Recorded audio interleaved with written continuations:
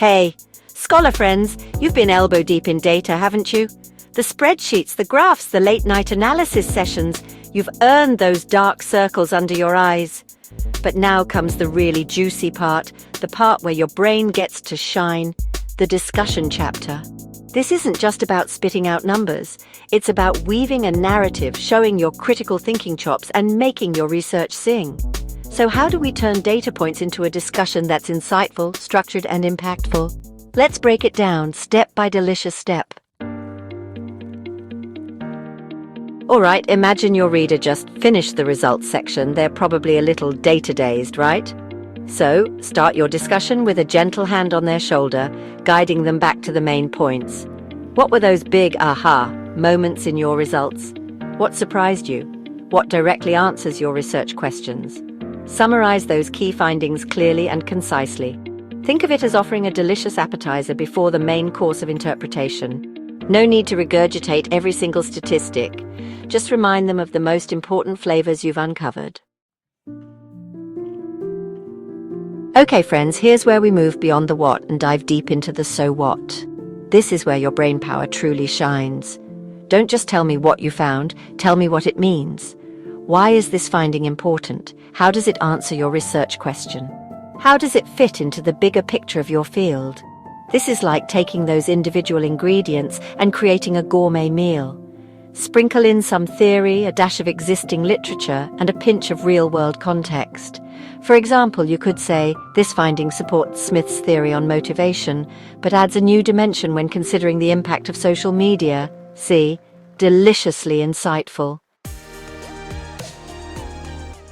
Research isn't created in a vacuum, right? It's part of an ongoing conversation within your field. So this is where you bring those other voices to the table. Remember all those lovely papers you read for your literature review? Now's the time to weave them into the discussion. Do your findings align with or challenge previous research? Do they support or contradict existing theories? Use phrases like, this finding contrasts with the work of Jones, who found, or similar to the findings of Smith, this study suggests. Show how your research contributes to the ongoing academic conversation.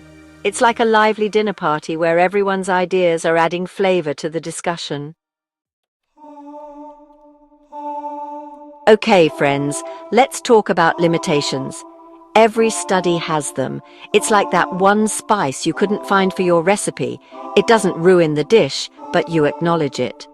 What are some things that might have limited your study? Was it your sample size, potential bias, the specific measurement tools you used? Don't be afraid to acknowledge these limitations. In fact, doing so shows that you're a thoughtful and thorough researcher. But here's the key. Don't dwell on them. Briefly mention the limitations and then, this is important, pivot to how these limitations could be addressed in future research.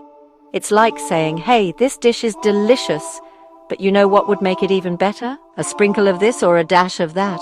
Turn those limitations into opportunities for further exploration.